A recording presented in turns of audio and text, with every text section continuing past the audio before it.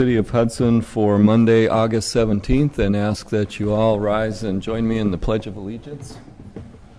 I pledge allegiance to the flag of the United States of America and to the republic for which it stands, one nation, under God, indivisible, with liberty and justice for all.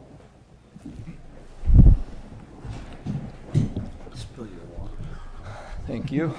Will you call the roll, please, Nancy?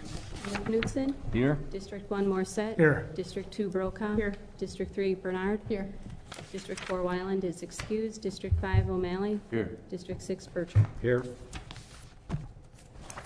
Okay, at this time we take comments and suggestions from citizens present. If there's anyone here who would like to address the council about any item that's not on tonight's agenda, but that might have an impact on the city of Hudson or come before the council at a future meeting, this is your chance to come up and speak. Is there anyone here who would like to address the council tonight? Okay. Then we'll move on to our consent agenda, and I ask that the item of the St. Pat's license, which was number 7 under finance, be removed from consent. Would you read the consent agenda, please? To approve the regular meeting minutes of August 3rd, 2009. To approve claims for payment in the amount of $312,129.97 with the addition of the second quarter payment of $31,050 for community subsidies. A detailed description is available in the clerk's office on request and on the city's website under finance information. To approve the 2010 assessment maintenance contract with Bomar Appraisal Incorporated. We need to pull that one also. To approve the St.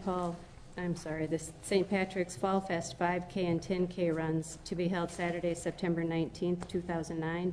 To approve the For Pete's Sake 5K run on Saturday, September 26, 2009, and to place on file the quarterly report of the Water Utility Director and the Public Utility Commission minutes of August 11, 2009. That is all. Move for approval. I'll second.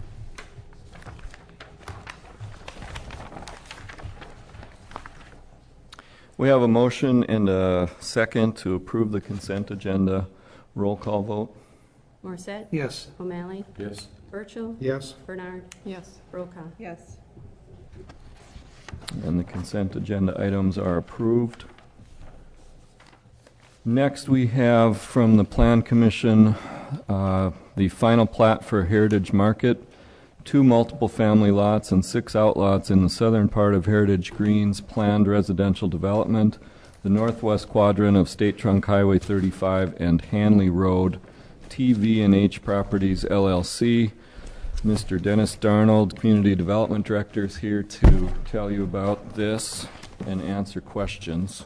Dennis? Planning Commission, and my recommendation is to recommend approval of the final plat of Heritage Market with the following conditions.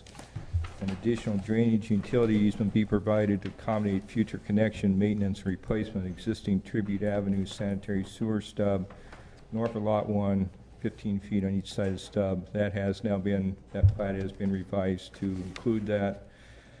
Number 2, a 10-foot drainage utility easement along the Tribute Street right-of-way on the west side of Lot 1, including a 5-foot access easement abutting the Tribute Avenue right-of-way. That easement also has been now provided, and the plat has been amended to include it. Number 3, a development agreement shall be required to be executed requiring a letter of credit of 125% of estimated cost as approved by the city engineer. If the development requests to be able to file the plat prior to Heirloom Public Street and utility improvements being constructed and accepted by the city. I also would request that the Common Council consider a 4th consideration. That is, the developer wants to move ahead with the Heirloom project prior to filing this plat. And one of the agreements that the city attorney has approved is a construction agreement that includes the labor standard provisions, so that the contractor is agreeing to be in conformance with the labor standards required by the state of Wisconsin, and I would like to have that added as an amendment to this approval. They have agreed to that. We talked about that today, so it's not a You're talking about the new prevailing wage prevailing wage, correct? requirements, okay. Yes. And CAPI has prepared an agreement which they have agreed to sign, so that it's essentially agreed upon between the staff and the developer. Denny, could I ask you some questions as far as density is concerned and Sure. your thoughts of that? Yep. What's your opinion? Aren't we kind of stacking an awful lot of stuff back there? Well, the two plans that we're currently reviewing were discussed at the last summer, the 15-unit developmental disabilities supportive housing was discussed in the general area that was approved last year, was approved. The 32 elder housing project also was approved. The other densities were approved by the Common Council last summer as part of that conditional use permit. As long as they stay within those densities or lower, then they're in conformance with the conditional use permit as approved by the Common Council last year. So it'll be my responsibility as those projects move ahead to make sure they either have to conform with the conditional use permit as approved in 2008, or they'll be required to come in and ask again for another amendment. As of today, they're in conformance with what was approved as of 2008.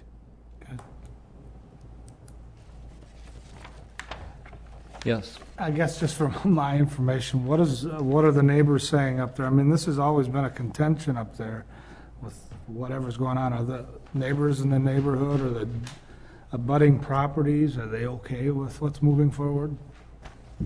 Well, Randy, we approved the plan last summer. As long as it's in conformance, neighbors can come in and they can attend a plan commission meeting and discuss the projects with us. And what's your opinion? That's what I'm asking. Have they done that? I think the only concern that I've heard so far, there was a proposal for the change of one family area to a commercial area, which has not come forward to the city of Hudson. There was some expressed concern. I met with them twice on that matter and expressed concerns from my perspective, but that application hasn't come forward and may never come forward to the city of Hudson. So as of right now, it'd be pure speculation where it's even coming forward or not. Okay. Thank you, Denny. Anyone else? I need to recuse myself from this discussion. Okay, you're recused. Other comments? I think it might be worth mentioning that for the category, each of these is in a separate category. The supportive housing project for persons with disabilities.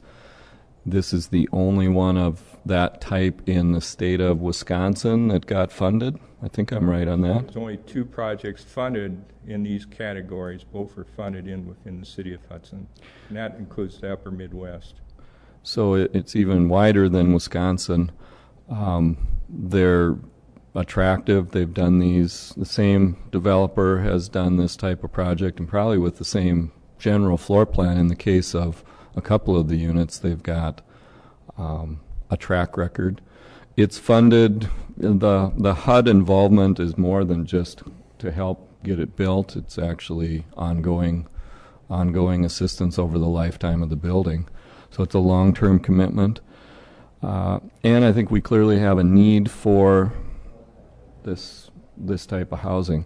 If this, like for example, the 15 units on the house, on the green, I think could be very nice if we can actually get that to develop in that neighborhood such that there are some walkable amenities that you can go to, like the coffee shop that we talked about.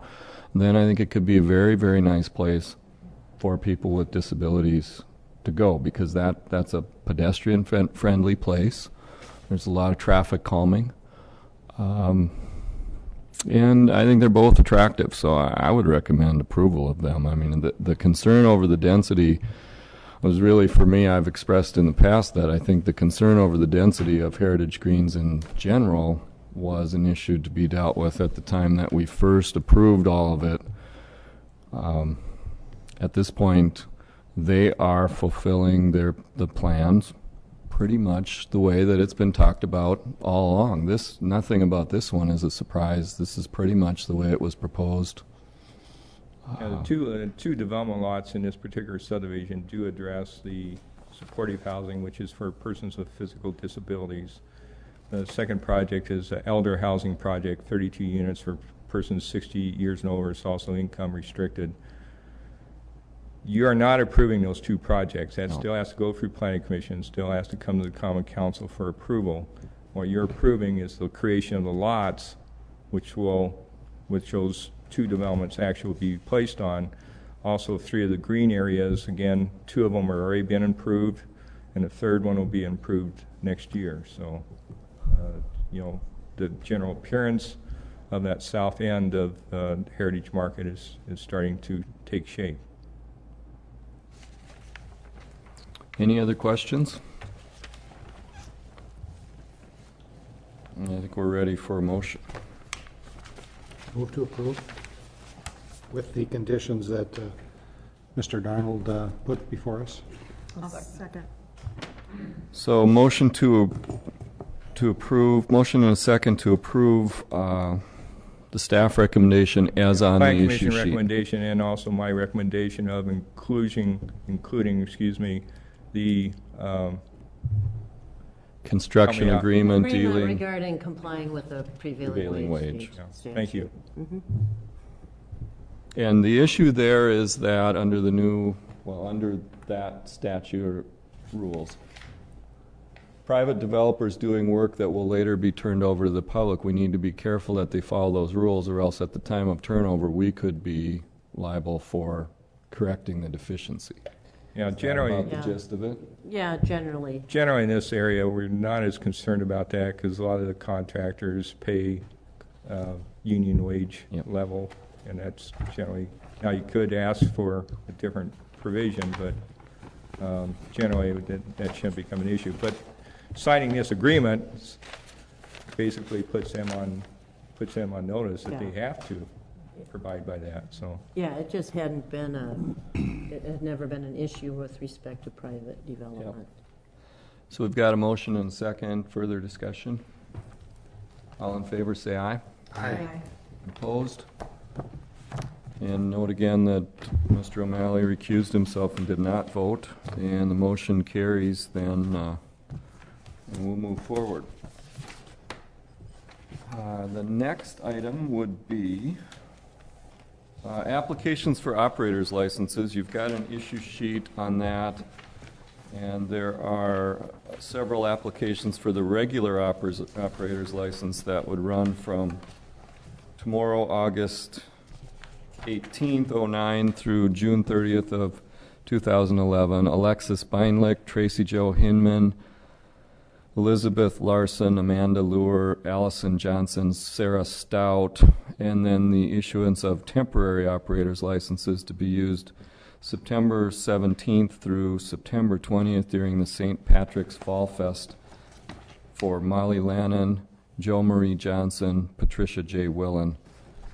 Staff recommended approval and the Finance Committee recommends approval. Mr. Mayor, recuse myself. Mr. Morissette is recused. Move for approval. Motion and a second to approve. Any discussion? All in favor, say aye. Aye. Opposed? Motion's approved. And the licenses are approved. And that takes us up to number 4, review bids submitted and consider fire department purchase of a pickup truck. The staff recommendation from Fire Chief Fry is to purchase the truck from Badger for, with all the improvements, it comes to a total of $45,544.85. It'll actually be 2 providers. The upfitter package is to Emergency Automotive Technologies in the amount of $6,479.28. They were the low bidder on the upfitting, and Badger Truck Sales was the low bidder on the actual truck. And that's $38,065.57. Finance Committee recommended approval. It's just slightly over what was budgeted in the 2009 budget for buying this truck, and Jim's got it figured out within his budget where to come up with the extra little bit of, what is it, $500 extra. And so I'd recommend approval. So moved. Second. Motion and a second. Any discussion? All in favor, say aye. Aye. Opposed? Motion's approved, and we'll move on to review bids submitted. Now, I'll read what we have on our agenda, and then I'll tell you about the finance recommendation. Our agenda item is review bids submitted and consider awarding the contract for Cooley Road Improvements Project, and to consider scheduling a public hearing for the Cooley Road Improvements Project special assessments. The Finance Committee recommendation is slightly different. We recommended that the council should consider scheduling a public hearing for the Cooley Road Improvements Project special assessments at 6:45 on Tuesday, September 8th. That's our next scheduled council meeting. And then at that meeting, we could also consider awarding the contract. That way we will have had the public hearing. We can consider the public comment before we commit to doing the project. I'll move for approval or move for the special public hearing, 6:45, September 8th. Is that what you want? Is there a second? Second. Any discussion? All in favor, say aye. Aye. Opposed? Okay, we'll do that. Did And you mean to include also? Did you want a separate consider motion?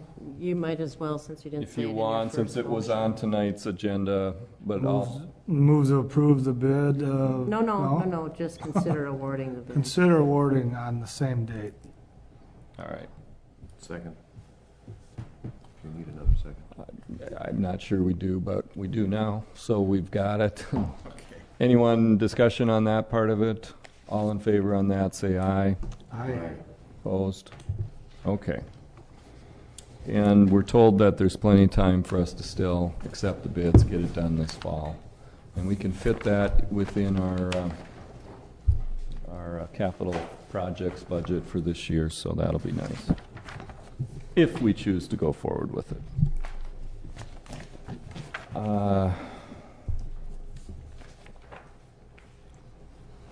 Okay, number 7 we removed from consent. Pardon me, number 6 we removed from consent, and that item was to review and approve the 2010 assessment maintenance contract with Bomar Appraisals Incorporated. Again, here the Finance Committee made a slight change, and the thought was, if you've got the staff sheet on this, it has been our habit to contract out the assessment work with the exception of certain parts. And those parts were handled in-house mostly by Mike Wallace. That is the assessment of personal property, construction in progress, and all reporting functions to the city have been handled by our in-house staff. And it was suggested at Finance that we might ask Bomar to provide an alternate contract, sort of an all assessment services contract price, as well as this contract. And then we would consider the two of them at our next meeting. And at the same time, we'll bring in potential with the part-time, limited-time assessor, assistant building inspector position for consideration, so that we have everything on the table at once. So with, unless there's objection, the Finance Committee's recommendation and vote was to do that and bring it back to Finance Committee for a recommendation for our next council meeting. Everyone all right with that? Then number 7 is the application of St. Patrick's Church for a temporary Class B retailer's license to sell beer and wine at the Fall Festival. at 1500 Vine Street, Hudson, September 17th through September 20th, 2009. We had some discussion on this item at the Finance Committee, and I think some concerns were brought up about fairness and uniformity amongst the way we're treating all our temporary operators. And it has to do with our recent change to the amendment that came up when we dealt with the hockey arena last year and temporary licenses there. We did amend the ordinance so that it now requires a specific area be defined wherein that's where the alcohol will be sold, and you'll maintain a clear line of who should be in there and who shouldn't and things like that. And this is an ongoing event, has happened for years. We were not 100% clear from the application whether the church was actually asking to expand the area in which they'd be selling alcohol. The plain reading of their application makes it look as though it's a larger area than it has actually been in the past. And so the combination of uncertainty about that and a desire to look closely and work with them to help define an area, we'd like to have further discussion with representatives of the church before we go forward with this. So the recommendation from the Finance Committee was that until we can consult further with them, we'd like to postpone consideration of this item. There's still time for us to have it back at our next meeting and to talk with them. We did try to call the two applicants, the two individuals that were named on the application, and see if they could come down to be at the meeting, and we were not able to reach them on short notice. And so that's where it stands. The council can take any action you'd like, or you could follow the finance suggestion of postponing it until the next meeting. What's your pleasure? I'll move to postpone. There's a motion to postpone until the next meeting. Is there a second? I'll second. We have a second on the motion to postpone. Any discussion? I think it's unfortunate to postpone since application was filed over a month ago and there had been ample time for discussion. I concur that we do need to conform to the new ordinance. It's just a shame that this wasn't brought forward in one of our previous meetings. It needed to be on file 15 days before it could be a council agenda item, so that was part of the reason for the... Okay. Yeah, it was filed on the 13th of July, which would, the 15th would have made our first meeting, 15 days would have made our first meeting. But I'm quibbling, I understand. It's just too bad that we didn't act on it sooner. And I'll give you my, well, Lori. My only comment is, is there something we can come to an agreement on such that if they come back and give us clarification as to the area that we could approve it, or that it could be issued? Can we make an approval contingent upon tonight? Yeah. I believe we could, because of my understanding in the past that the event has largely been the lower level of the building and the lower parking lot. And I think you could approve it for that. And if that's not enough for them, I think they could come back and ask for a change in it at the next meeting. But that's what it's been in the past. The plain reading of this year's application says that it will include the lower level of the building plus both the lower level parking lot and the upper level parking lot, which means that all the parking they have would be within the beer zone. And it's hard for me to see how that will really work. I mean, everybody who came to park would automatically be in the beer zone then. And so I think without them being here, I mean, my recommendation was to go ahead and to approve it tonight, but it was more on the, not on the basis of our tardiness. Well, I don't know necessarily, I guess I haven't looked at all those dates, but I'm with you on the idea on this, that I hate to see, it's an event that's gone on for years, and there haven't been any problems. So I hate to see us be picky about things.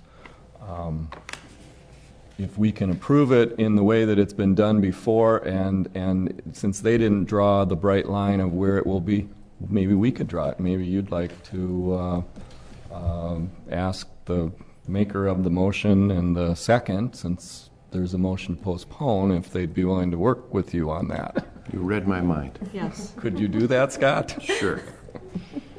If that's okay with you, Pam, and That would be you, great. Laura, that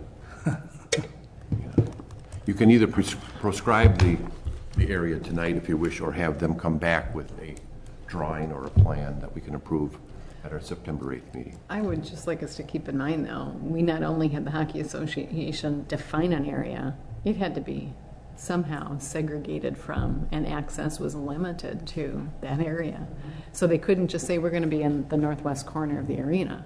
They had to say, Well, who was allowed access to it and who was not. That's really the issue. It should be easy enough to put the tables up around the service area, because that's where they're going to be placing the things that they dispense. And But I'm just saying, I think we need to be clear. It's not just defining an area, it's how are they going to control access to it? cordoning it off. Yeah. there's a tent, correct? Is there not usually a tent? There's a tent, and then some distance outside the tent, there would need to be a rope or something, a line. A wristband. Well, that's another issue. I mean, that's another issue. I mean, that hasn't been brought up, but we don't always require wristbands for temporary Class We B, looked Class at, Bs. just during the break, Nancy and I looked at the temporary license applications that have been approved, and it hasn't been, well, of course, the ordinance was changed with the Crusaders. All the ordinance says is specify a designated area where alcohol may be consumed or served. I don't know that it's been required that everyone who comes in for a temporary permit has the wristband. That is, No. it seems to me that it's mostly in the park where it's large numbers of people that I don't know that it's actually specifically been required. That's what they do. That's been the practice. But I don't think it's accurate to say that that's the practice with other temporary permits, or that that specifically is required by our ordinance. Certainly, they have to serve alcohol in compliance with the statute. I mean, that's a given, but how they accomplish that. Well, they have 3 weeks to work that out if we give them contingent approval tonight. Right, I mean, Yeah, I'm just saying, I don't know that the permits have been that specific in terms of how to control who's served, other than specifying and cordoning off the area. if I could jump in and offer you this, I would say that they need to provide us a map, and that it be no more than the entire lower level, and no more than the paved surface of their lower parking lot, less the driveway corridor to the south edge. People need to be able to come and go. And ask them to bring us a map of where it'll be and their plan for how they're going to keep track of who's in and who's out. I don't think it has to be that complicated. Pretty easy, I think. Is that reasonable, that it's lower level and lower parking lot? I think that's reasonable. I don't think that the intention is other than that. Well, if it is, I think they need to come back next meeting then, because then there'll be a lot more discussion.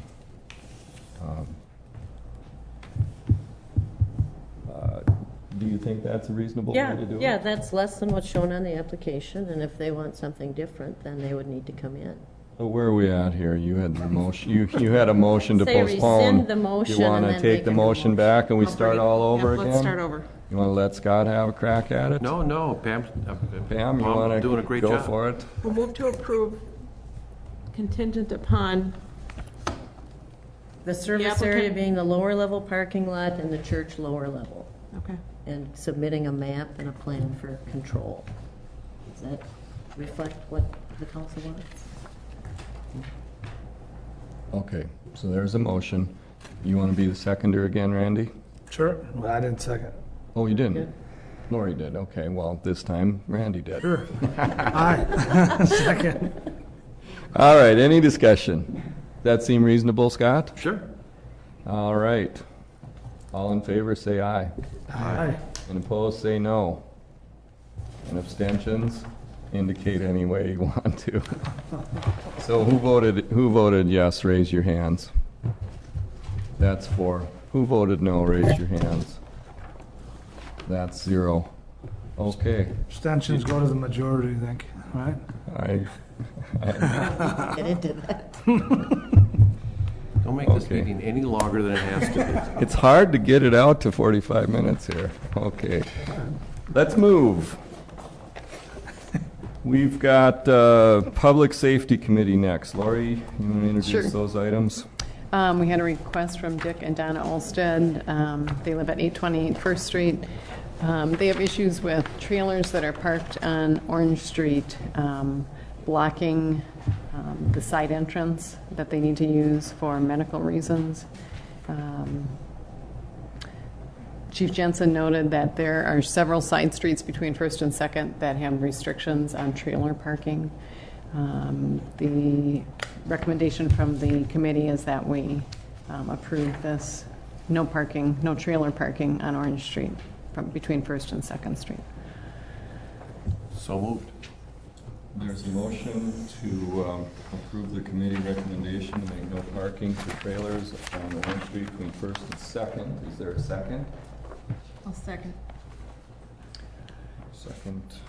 Might I just bring up a point of discussion? And I don't want it to cloud this issue at all, but I'm wondering if we need to look at just the issue of trailer parking in the downtown area in general. The reason I bring it up is this. My understanding was when we started last summer to allow city residents to launch their boat and leave, the intention, I thought, was, and the residents who asked for this, was that they were going to go home Oh, yeah. and leave their trailers at home.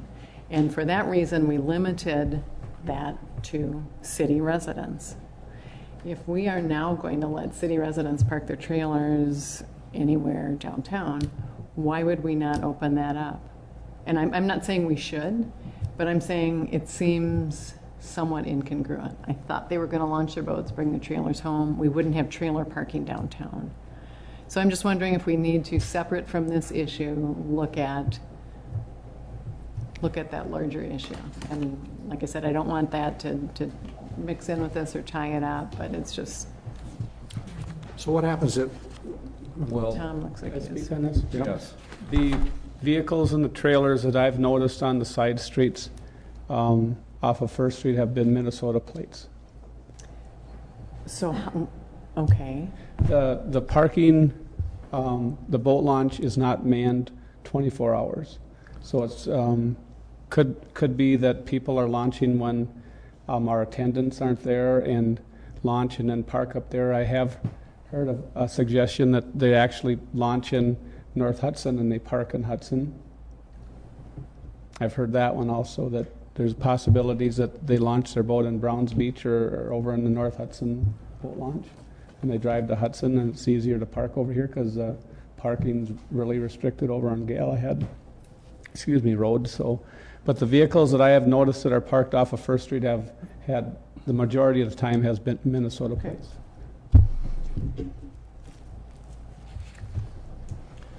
Okay, so the committee, the issue sheet says that the residents can't access their residence. Is that the residents, or is it the emergency services, or No, my aside from understanding the was- unsightliness of having Sidewalk. vehicles there all the time, is It there a was the safety resident. issue? We have restrictions against trailer parking all along First Street, and Yes. this is simply the overflow caused by that. And it's not, yes, it's unsightly, but I don't think that's the issue. The couple in question needs access for medical purposes. People who park their trailers sometimes don't pay attention to what their trailer's blocking. And the reason for not allowing trailer parking on First Street is equally valid for these cross streets. Okay. We don't, I mean, it's just a simple concept. If you're going to launch your boat here, you need to park in the trailer parking lot at the boat ramp or bring your trailer back home. Because we don't have any other room for them. I think Tom's suggestion is that they may actually be launching even other than at Oh, our launch. true. My question is sort of, well, you know, we have a no trailer parking zone, and now we're expanding it, but there's still a demand to park, so will they not just move to the next street, and then we're piecemeal making a larger and larger trailer parking? Could we simply enforce, I mean, if the trailer's blocking the driveway, that's an illegally parked vehicle, right? Yeah. If it's blocking access, it's blocking access. It's blocking, and they call and it's gonna be ticketed, you'd think. Yes, Alan? Well, my question is that it should be no parking at all on that street, rather than a trailer. If your cars go in there, they still couldn't get in. If that's the issue, that they don't have access, it should be no parking there at all, with any kind of car, whether it's a trailer there or not.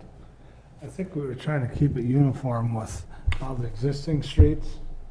Aren't the rest of them all no trailer parking, except for Orange? Well, the issue comes in, if these people have a health issue, then it doesn't matter if it's a trailer or 3 cars that park there, they still don't have access to their house. So why don't we have a no parking on that particular street then? Or color a portion of the curb to block, it looks like there's a curb that's needed as a step.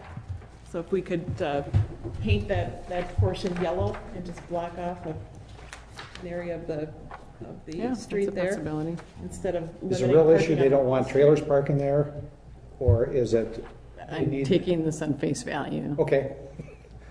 So, But it's a medical issue and they need, so then there should be no access to the parking of any vehicle. vehicles there then. Would probably solve that problem, rather than just trailer parking. Right. And the other request they had was that parking should be limited and monitored to no more than 24 hours. That we already have an ordinance That's in existence and has been for years. Yep. years. We just need to enforce it. Yes. Okay. Got something, Mr.? Chief?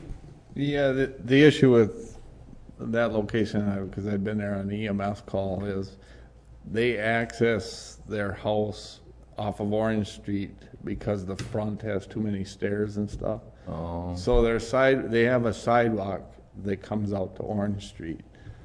So that's how they access. It's not really a driveway, but it's their sidewalk that they use to get in and out.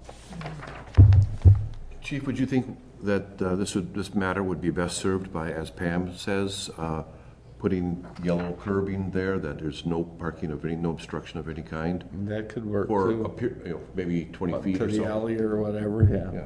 Big enough so that they can park and unload or whatever they need to do for their personal stuff. Well, if we're talking about consistency and everything else, and why are we even talking about that? We've got no parking on every other street, all the way down First Street. Now we're just gonna throw a yellow line? Where's the consistency? Well, you have a point. Maybe the no trailer parking will be enough. Maybe that'll work. And that's all we need to do. Maybe we should take that as a first step. and part of Marty's rationale was it would be consistent with the other side streets between First and Second. Yep. So that was part of the argument. I think before we started discussion, we had a motion and a second by Pam.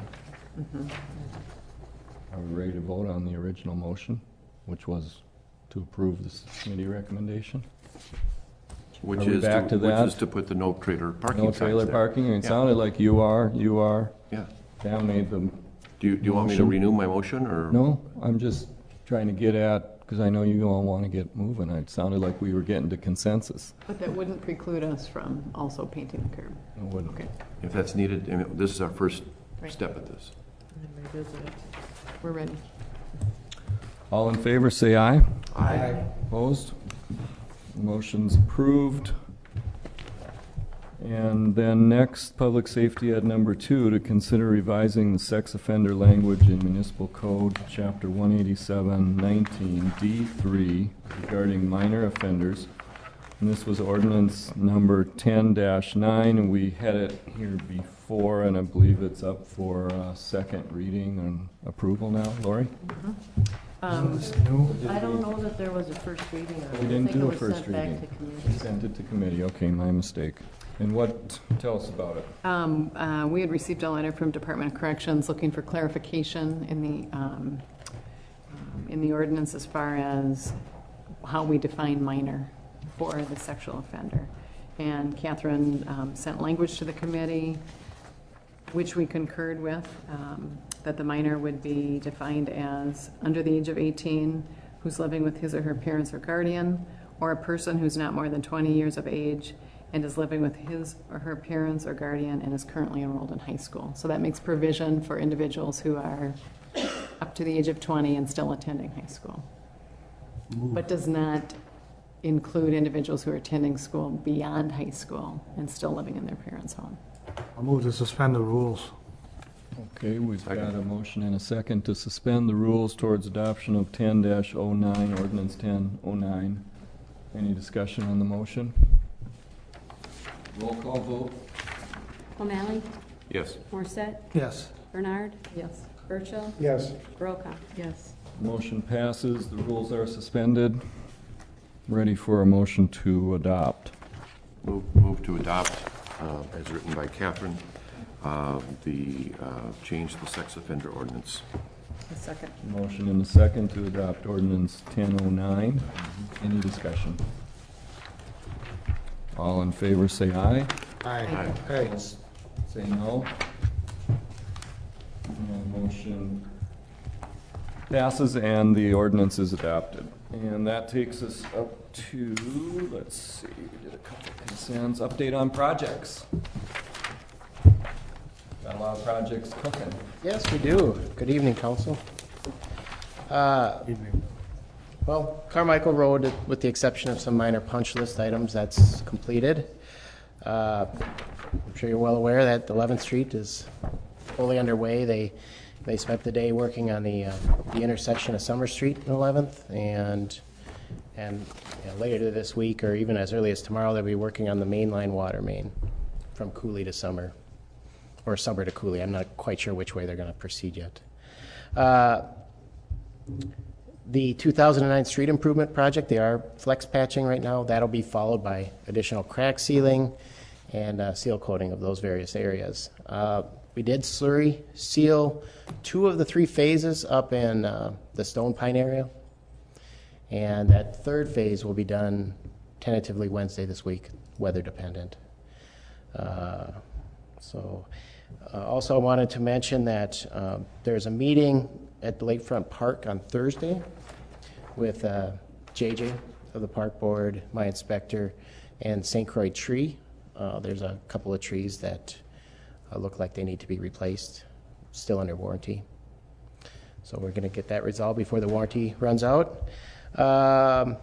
And we expect Heritage Boulevard to be paved this week as well. That's kind of the highlight. There's a Tower Road, or the water main along Tower, that's currently being installed by Zappa. So I don't know if there's any questions on any of those projects or other projects in town.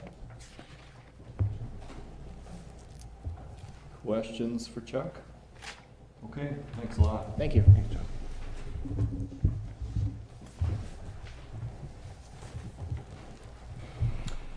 John. Under new business, we had a claim from Jeffrey Peters. His claim was that his, at the boat launch, that there was damage to his boat trailer from a hole at the end of the boat launch ramp. Our insurer found no negligence on behalf of the city of Hudson, and the recommendation is that we disallow the claim of Jeffrey Peters through adoption of resolution 13-09. Move to approve. Motion to suspend the rules. So motion to suspend the rules. Is there a second? And there's a second. Any discussion? Roll call. Morset? Aye. Yes. O'Malley? Yes. Burchell? Yes. Bernard? Yes. Brokaw? Yes. So the motion to suspend the rules is adopted, and we can consider adoption of the resolution. Move to approve resolution number 1309. Motion and a second to adopt resolution 1309. Any discussion? All in favor say aye. Aye. Aye. Opposed say no. Motion's adopted. Item B under new business, Ms. Kim Heineman from the Chamber of Commerce Tourism Bureau is here to give us an update on tourism. Welcome, Kim. Thank you. Good evening, everybody. If you get organized here just a little bit. It's my pleasure to be here tonight to update you on tourism activities in Hudson. I'm also very pleased to say that we have a lot of really great things going on in town, and I'm hoping that you've had a chance to experience and to see some of the good PR. The Hudson Chamber of Commerce and Tourism Bureau promotes Hudson and the area to attract overnight stays and area lodging properties, resulting in additional tourism spending on dining, shopping, and attractions to enhance the economic impact in the Hudson area. In your packets, I've written down some of the media that we have received, or in the press releases and so forth. We regularly submit information to these publications and have been very successful lately with submissions and articles. For the viewing audience, I thought I would just mention a few. We have Minnesota Monthly, Minneapolis St. Paul Magazine. Actually, the shops edition of the Minneapolis St. Paul Magazine will feature Hudson again for the third year in a row in that publication. Eat, Shop, and Play, Spaces Magazine, St. Croix Valley Women, Edible Twin Cities, Wisconsin Trails, What's Playing, and also we're doing promotion in out-of-market areas, Chicago Elite Traveler, Milwaukee Journal, the travel section, just to name a few. One other thing that I don't have on here, which happened on Sunday, is this Pioneer Press insert that has Hudson featured on the front cover. In addition to that, inside you'll see that there is a write-up about our event, Spirit of the St. Croix Days, in addition to an advertising section that is a direct link from an event that's coming up in September to our website, and then it also has tracking information if people select information about Hudson and the other communities mentioned. So that's a really, really wonderful addition to my list. Just so you know, the Tourism Bureau actually does place tourism ads in the Twin Cities market, Minnesota Monthly Magazine 3-time schedule, which you have in your back page. We also do regional advertising through our St. Croix Valley Regional Tourism Alliance. I did bring a publication. You've seen it before. Some of it's a little repeat from my last visit, but there is a Hudson section in this edition, in addition to a full-page ad that you have in your packet. This does promote Hudson to the region, and we are also members of the Tourism Alliance, which is a recognized alliance throughout Wisconsin. It's been in existence for about 14 years. Let's see what else. Regional advertising, What's Playing magazine. We've had some very good press, and you'll also see some upcoming features on our Spirit of the St. Croix Days event. In addition to a cover, we learned today that we may get the cover and the back page of that issue in addition to a write-up about coming to Hudson. Wisconsin Trails is a statewide publication, and you have some examples of those ads. And then also out of market, I mentioned advertising to the Chicago and Milwaukee areas and beyond. Printing of brochures and tourism materials.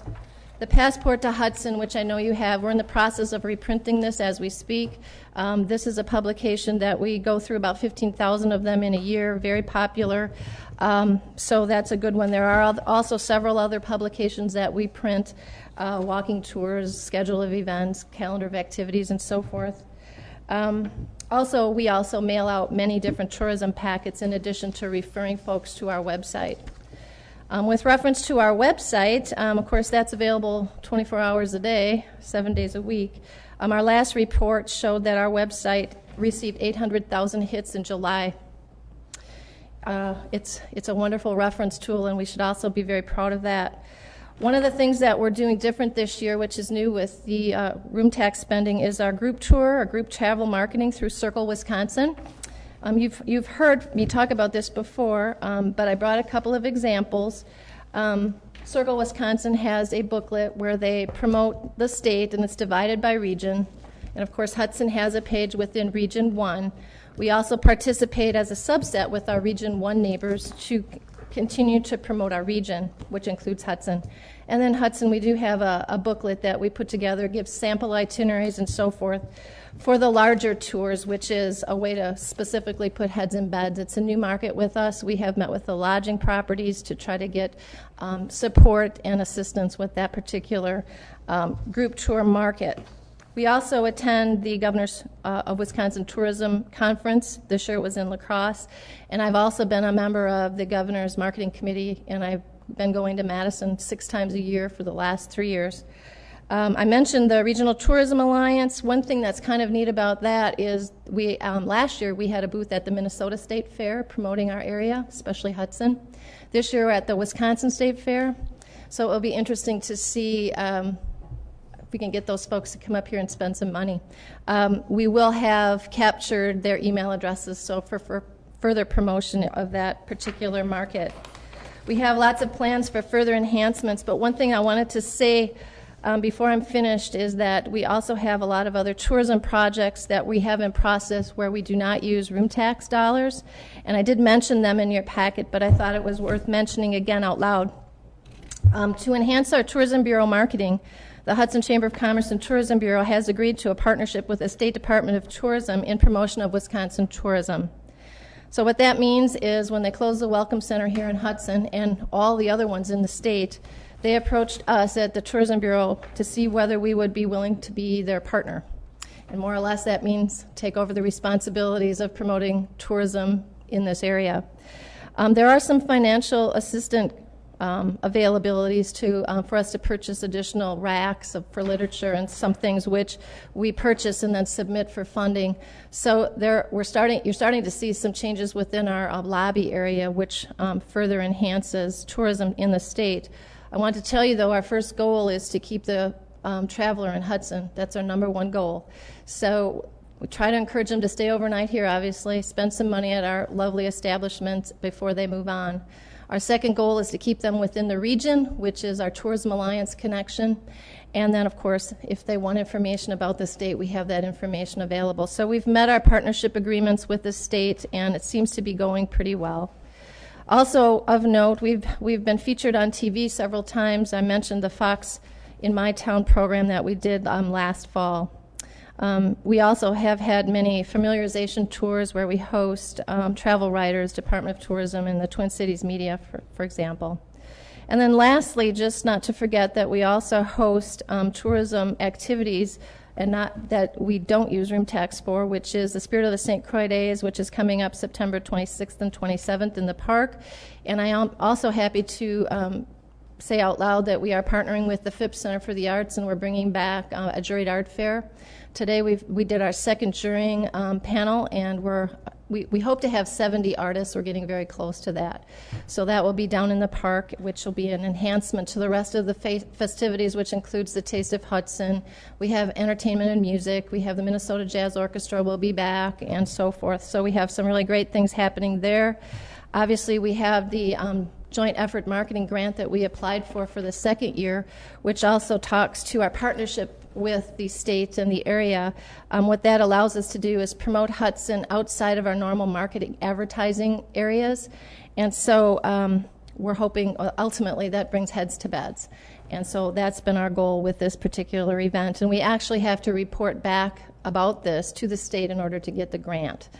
So we track heads and beds for sure, and spending, actually, economic impact, which I reported to you last year. We also have our Christmas Tour of Homes coming up, which brings a couple thousand people to town. We also partner with some other chamber committees to put on the Hilltop Pumpkin Party, the Celebrate the Holidays activities, which happens around the holiday time frame. So, having said that, I've given you some examples of some of our website and some of the ads in our Circle Wisconsin media. So things are going very well in town. We all have a lot to be proud of. So thanks for the opportunity to update you. Thank you. Question? Yeah. Go ahead. Go ahead, no, go ahead, you said. Today, there was a bus from Marshall. Was that part of, a busload of people ate in town, was that part of Circle Wisconsin? Yes, yes. And it's really interesting to try to track some of that information because some of it just happens on its own.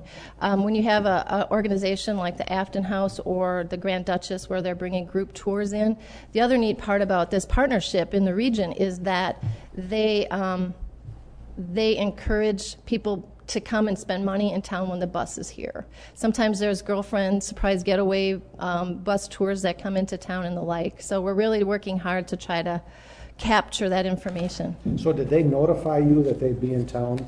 I mean, I saw the bus park. Sometimes they do and sometimes they don't. This one did not. Okay. But we did track it down. Okay, thank you. Scott? Before, I do have a question for you, Kim. Thank Okay. you for your presentation. I'd Sure. like to also acknowledge the great press coverage that we've had by the St. Paul Pioneer Press, in part by the new sailing school here in Hudson.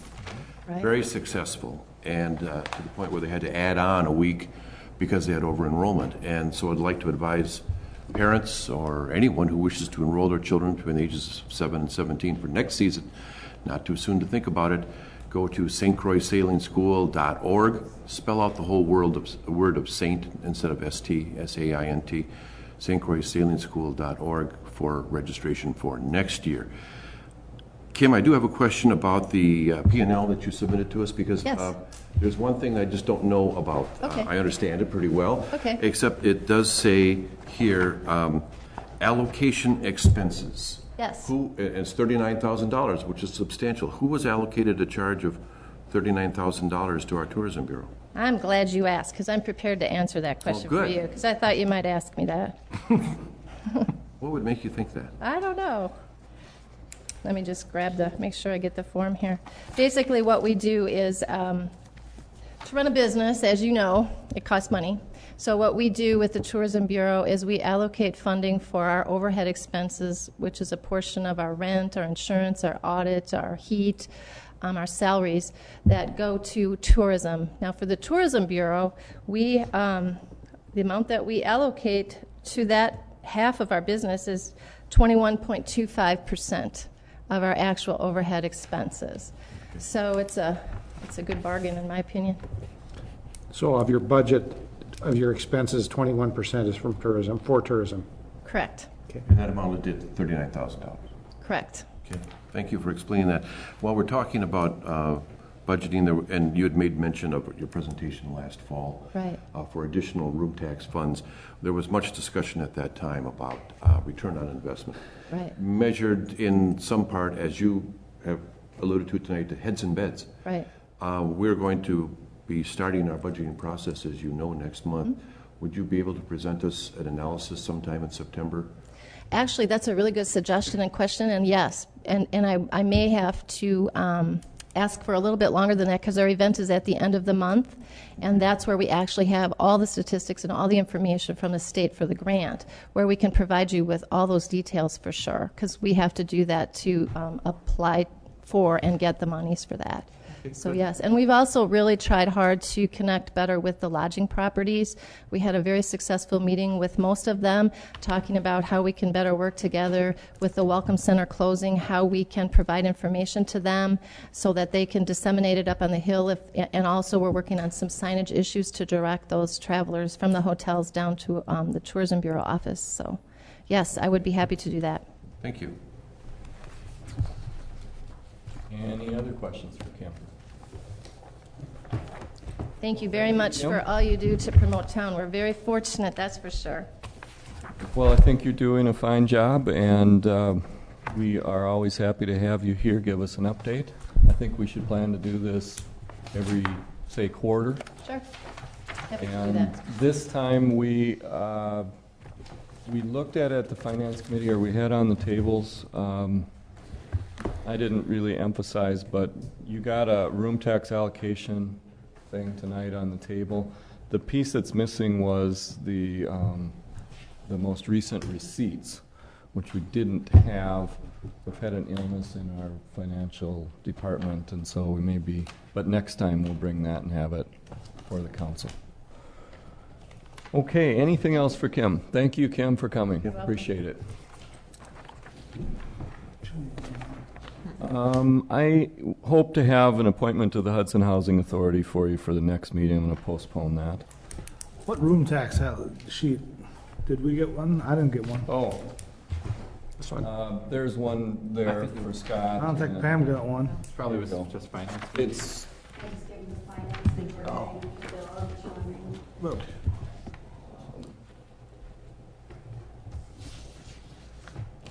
there's no changes on it, it's just updating on what's been paid and what hasn't been paid. Okay, communications and items for future agendas from any alderperson. Yes, sir. We all received a notice from our city administrator, Devin Willey, regarding Frisbee Architects and scheduling difficulties in getting the public safety building study presented to us. Certain people on vacation, not available, things like that. There is mention in his memo about possibility of a special meeting of the council for the week of August 31st. I'd like the council to consider, if it would, holding that meeting at our regular session on September 8th, which is just the following week. So and timeliness is not of any importance here. Rather than pay for a special session of this council, and also to make it more transparent, so that everyone who might be watching these proceedings would hear of how we spent the $18,000. We also, I know there's a couple people that week was going to be an issue for anyway, so. See, great minds work alike. Any possibility that we can get that report now? How much can we discuss this? Well, I mean, just from, I mean, it's not on the agenda. well, I'd The recommend that we... report is ready, and it's in its final form, but the consultant's preference was to present them the report publicly to us all, together with the people that went into producing it, so that we could ask the questions that we have and have the people to answer them, rather than there be a 3-week period before the questions can be answered. We'd like to study and read it. That was my thought, that we could have the time to analyze it a little bit before. Isn't the weekend sufficient that we always get to review? Yep. I mean, I don't, Mm-hmm. So, and my response to hearing that was that I'd like to schedule a special meeting then, because I don't want to wait all the way until 3 weeks from now. But? Well, the soonest we can have the special meeting is 2 weeks from now, so it's pretty close. Okay. Anyone else? We've probably already exceeded the amount of discussion we can have on that item. We are not going to come to conclusion, because then we will have gone out of bounds. So that's why I'm abruptly moving us on. Any other items, Scott? Alan? Over here? City Attorney? Nothing. City Administrator? Very, very quickly, the next meeting, which we've discussed, is September 8th, is a Labor Day holiday at 7 o'clock. And my report's in there if you have any questions. We did receive confirmation that we will be able to use the 2 extra polling places for 2010, so we've got that. We assume we'd be able to. We do have confirmation from both the church and the county, so. Great. Move to adjourn. We have a motion to adjourn. Is there a second? Do we have anything Oh, for wait, our City Attorney? Sorry. No, you asked me. Did I ask you? Oh, I'm sorry. All right. All in favor of adjournment, say aye. Aye. Opposed? We're adjourned. Thanks for coming. You.